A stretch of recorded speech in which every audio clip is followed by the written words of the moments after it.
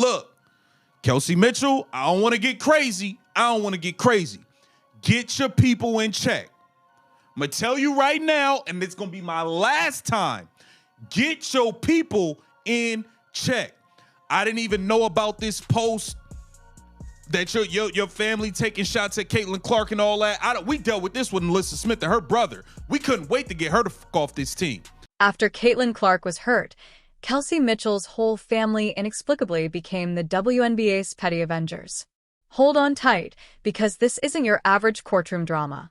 Oh no, this is a full-fledged family quarrel that is hotter than the fourth quarter of a playoff game. And you know what? Kelsey isn't even wearing it.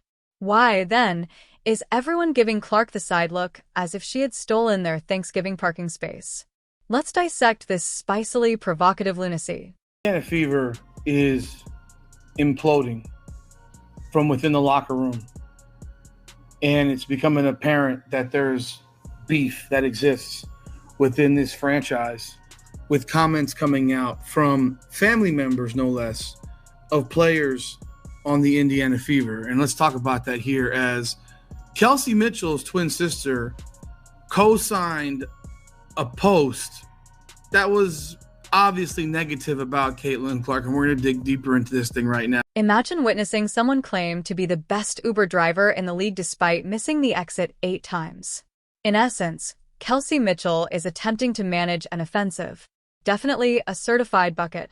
Needless to say, a sharpshooter.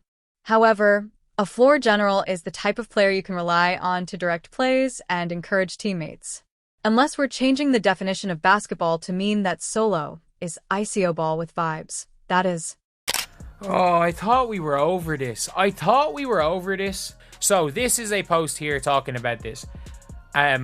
Clark's delusional fans stay mad and call me all the names in the book, but we all saw, including y'all, who carries my Fever team. We all know who the offense should be ran through. Whether you like it or not, these two players can win some games without Clark, but Clark can't win a single game without them.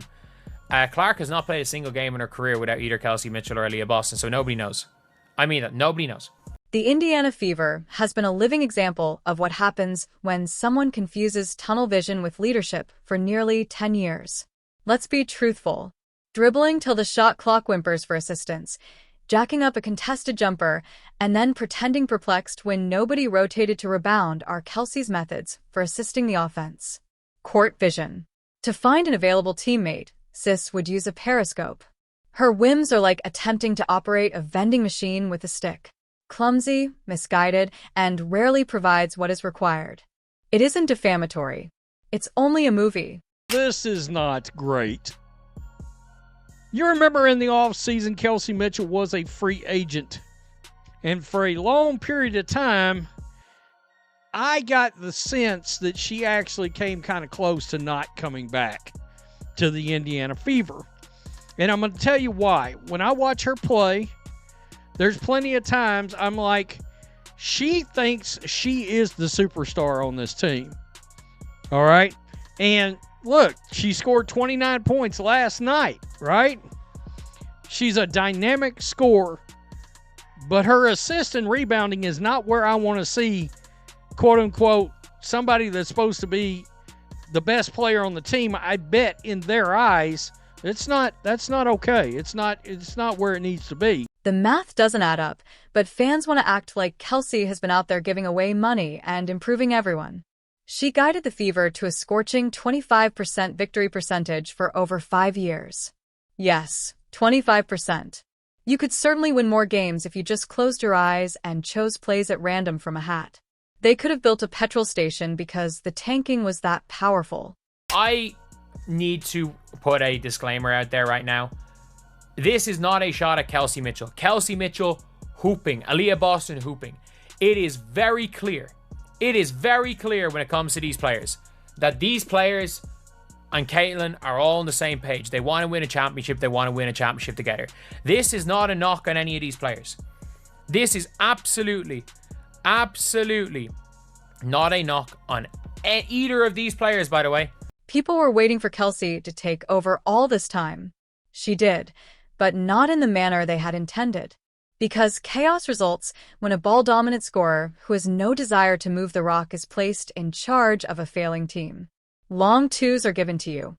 Coworkers who are experiencing existential crises in the middle of the day may question if they are invisible. Seasons are so depressing that a trigger notice ought to have been included on the scoreboard. However, the crew appears to be only partially operational now that Caitlin Clark and Aaliyah Boston are on board, and Kelsey's family wants to act as though she has been cooking the entire time. This isn't Emerald Live, please. While awaiting ingredients, Kelsey wasn't boiling greatness. She was hoping that the microwaved heat checks would stick. It speaks a lot that the team didn't start winning until Caitlin entered the picture and Aaliyah received assistance. Well, the injury is actually a blessing. Really? Is that where this is headed? Caitlin Clark is battling for her limbs on the ground. In the meantime, everything is discussed in the group chat. Perhaps now we'll resume playing actual basketball. Listen, if you're going to be on the Indiana Fever, from now on, when you sign up, you need to know. You need to have a talk with anybody in your inner circle and say, hey, do not say anything to downplay Caitlin Clark, or my job will be at risk. Period. This post, nah, we're not playing that game. I'm not playing that game with y'all. We not going to be doing this. And I don't want to get crazy with Kelsey Mitchell because I rock with Kelsey. But it's like, bro, if we got to deal with this, you can go. You can go, bro. And I rock with Kelsey, but we're not doing that. What's that basketball? The one with losses that broke records. The one where the scoreboard glowed like a lost slot machine and Kelsey Mitchell was shooting 18 times a game. Let's avoid confusion. Kelsey is gifted. She is difficult. She has the confidence to lead an entire AAU tournament and a lethal step back. She's more of a scenic diversion than a dependable path when it comes to executing a real offense, though. The type of player that does best when someone else drives. Someone who absorbs defenders like a sponge, like Aaliyah Boston in the paint. Or Caitlin Clark, who, whether you like her or not, uses laser-guided accuracy to get teammates the ball. However, we watched the film before the new actors showed up. Fan hope was the only thing that detonated during the sad, slow burn. Furthermore, let's not act as though the family commentary is unexpected. No one develops this degree of resentment until they have spent hours, no, years, ranting over takeaway. These takes weren't created overnight. Kelsey Mitchell's sister had some things to say about Caitlin Clark. Well, she co-signed a post by someone else, which when you co-sign it and you agree and you repost it, well, that means you pretty much agree with it. And this is just another thing that's existing within this franchise. I'm telling you right now, I don't see how Caitlin Clark gets through 4 years in Indiana. There is so much hate. There's so much dislike. There's so much jealousy that I don't see how she gets through 4 years at Indiana. Or what we'll see is the team completely gutted and then rebuilt around her. They are the result of lengthy vehicle drives, phone calls after games, and the rare outburst in group chats. Kelsey has been telling the family that she was the vibes all along, so if they're acting like Caitlin is hurting the vibes, it's because of her. However, the figures are honest. Only after she gave up attempting to be the team's main driver and allowed others handle the grunt work did the group begin to turn the corner. When a genuine DJ shows up with a crowd, lights, and, real music, it's like seeing someone try to DJ without any speakers and then becoming upset. When Caitlin Clark enters the room, everyone instantly knows what an assist is. The distance between floors becomes actual. The ball starts moving again. However, Kelsey's family is sending smoke signals in the background, such as, "We forgot the last 8 years. We recall the number. We were present. We witnessed the game-ending bricks, the turnovers, and the ball halting."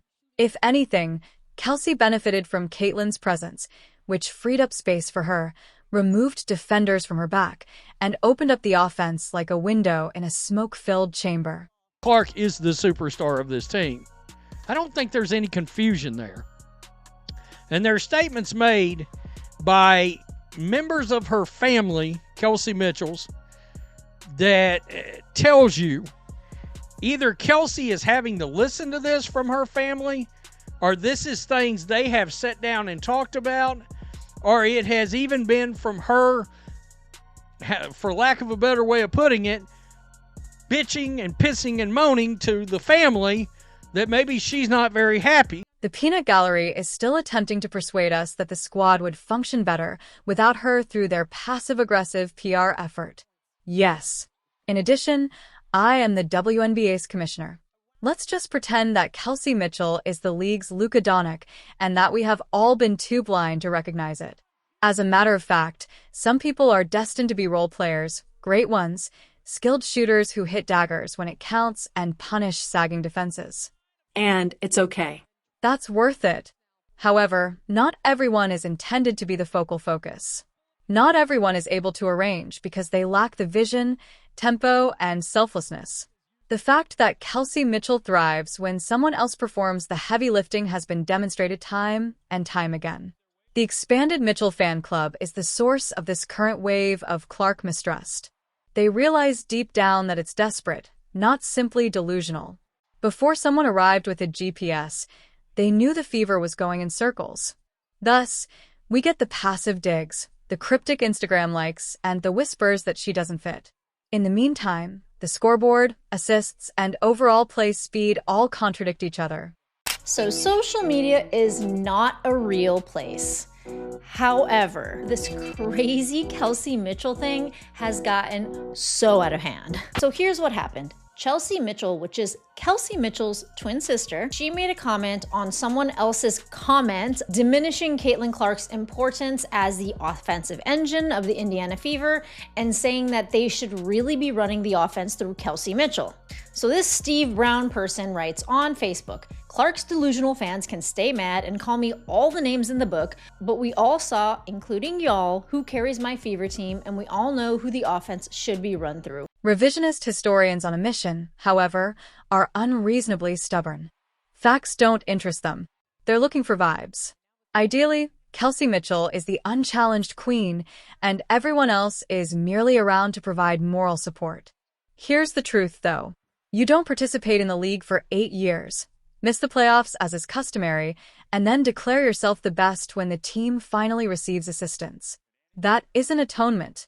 That's shouting, "We made it at the finish line," while riding shotgun. Therefore, it may not be because Caitlin is interfering with anything if there is animosity simmering behind the scenes. Perhaps it's because she's making everything public. The real kicker is that none of this sideshow drama is fair to Caitlin Clark. The woman enters a disorganized team, boosts the attack right away, and all of a sudden, nobody wants to give her credit. She is literally making Kelsey Mitchell's and everyone else's numbers look better. They continue to act as though she is the issue. Spoke about this last week, man, when I told y'all Caitlin Clark relationship with these players when that video came out and they really didn't acknowledge her. Now, I'm not saying this is Kelsey Mitchell's fault, but y'all know the old saying John the Liquidator says is looking real spooky. Now, Kelsey Mitchell, I believe this is her sister, went on social media, and this snuck through the wire. So shout out to all of the Caitlin Clark fans that kind of found this. And to make a long story short, I believe she deleted her Twitter account after this post was released because I cannot find an inkling of that Twitter account. Caitlin's influence is like seasoning, really. The whole dish takes on flavor as soon as she sets foot on the floor. Shooters begin to resemble snipers rather than hopeful participants in a long-range lottery as assists begin to flow and spacing opens up. Nevertheless, we are witnessing the storyline devolve into a poor performance of the off-Broadway musical Jealousy. They would be throwing ticker tape parades if any other rookie had entered the game and improved their teammates' overall statistics. However, it always ends up being, yeah, but is she really helping with Caitlin? Come on, please. Prior to Caitlin, review Kelsey Mitchell's game log. It like a heartbreak playlist on loop on Spotify. Efficiency was a choice. Choosing a shot was a risk, as well as assistance. That word, however, had been removed from the team's common lexicon. Kelsey begins cooking as if someone had finally given her a legitimate recipe when CC arrives. Let's call it what it is if someone in Kelsey's inner circle is truly making such disparaging remarks. A diversion, a jealous, passive-aggressive cloud of rubbish attempting to stifle someone else's contribution because the focus has moved. It's not subtle at all. It's giving. No one can be the main character if I can't. Kelsey Mitchell on the Indiana Fever says nothing but positive things about Caitlin Clark. This should in no way reflect what is coming out of Kelsey's mouth. Now, are there moments where Kelsey Mitchell can potentially have said something along these lines, like, I don't get enough credit on the team, and if you're a family member, you back your family members like 1,000%? That's possible, but that is something we don't know. All I know is everything that I have seen from Kelsey Mitchell, from interviews, from every single post-game interview, from All-Star Weekend. I actually was with her last night in the post-game interview, and she was not at all diminishing Caitlin Clark's importance. To be honest, Kelsey Mitchell always seemed to have too many voices in her head. Outside voices, not defenders, mind you. The kind that made small disappointments become big plots. Sometimes it was evident in her body language. The weight of other people's opinions was obviously greater than the basketball itself, as evidenced by the stiff shoulders and flashing eyes. And now that this off-court drama is making its way into the public eye, it only reinforces our suspicions. Somewhere, a peanut gallery is spreading false information about her being ignored, denigrated, and overshadowed, but in reality, Caitlin Clark's presence is the only thing making this offense appear even somewhat competent. It will be difficult to ignore Mitchell's silence if she doesn't speak up soon. Because, let's face it, this has evolved beyond mere rumors. This is professional athletics, not high school basketball politics, so that would be really sad. The least you can do is not sit quietly while your people hurl darts at someone who is making your life easier on the court and attracting fire, so you can shoot in peace. I'm tired of the drama. Now here's a new page of this story. So Kelsey Mitchell's family member basically co-signed with this Caitlin Clark hater tweet on Facebook, Twitter, X, whatever. Just a straight up messed up post. And the family member claims they didn't do that. I don't believe it. They did. They did. I guarantee Kelsey Mitchell spoke about this with them personally. This didn't come out of nowhere. This did not come out of nowhere. I know family members could be zealous sometimes, and they have rose-colored glasses, and they're gonna ride with their family member through and through and say the craziest stuff. Furthermore, let's not act as though this timing is coincidental. For the first time, Caitlin is down, recovering from an injury and vulnerable. Naturally, the petty procession is about to begin, accompanied by sarcastic family comments, whispered remarks, and an odd fixation with downplaying her influence. It's clear. It's planned. Additionally, it's blatantly cruel. The ground she walks on is not something that needs to be worshipped. However, while she is physically recuperating from weeks of carrying the squad on her back, perhaps don't try to delete her contributions. This rumor has an air of desperation, as if there is a rush to take back control of the story before everyone discovers the truth. Clark arrived, made adjustments more quickly than anyone anticipated, and is now the driving force behind this attack, whether people like it or not. This entire situation is evidence that some people would rather set the kitchen on fire than acknowledge that someone else brought the proper ingredients. Caitlin set the bar, but she also raised expectations. People resumed their viewing. There were headlines. The statistics became better. However, it only took one injury for the anti-Clark faction to emerge like summertime cicadas, chatting about ball domination and team dynamics as if we hadn't all been watching the same games. This is a relative of Kelsey Mitchell. Now, I told y'all, man, a lot of these ladies did not like Caitlin Clark, and it's clear that their family really don't care about them either. Now, one thing I will say, and I have to be honest here, no one would have knew who the hell Kelsey Mitchell was if it wasn't for Caitlin Clark. I am sorry. I hate to be the bearer of bad news, but hell, no one knew who Kelsey Mitchell was. We have to realize this. Y'all was not driving up viewerships before Caitlin got there. Y'all wasn't selling out arenas before Caitlin got there. Even worse, opposing teams aren't the source of this energy. It's within. It stems from internal jealousy that is covered up and worried, yet seeping with gloom. Kicking someone while they're down is not a classy way to do it. Throwing your star playmaker under the bus because you don't want to share the limelight isn't team first. Furthermore, allowing your family to perform your dirty job for you through side interviews and conjecture is definitely not admirable. All of this could have been a time for solidarity, for people to come together, to support one another, and to demonstrate that this new Fever squad is truly unique. The one individual who has done the most to alter the course, however, has been the target of a whisper campaign instead. The issue is not Clark. They are too preoccupied with pursuing greatness, competing, and working together. Perhaps it's time for some introspection rather than anonymous jabs and side remarks. Because perhaps the true problem isn't who gets the spotlight, but rather who can't take it if you can't tell when someone is making your life easier on the court.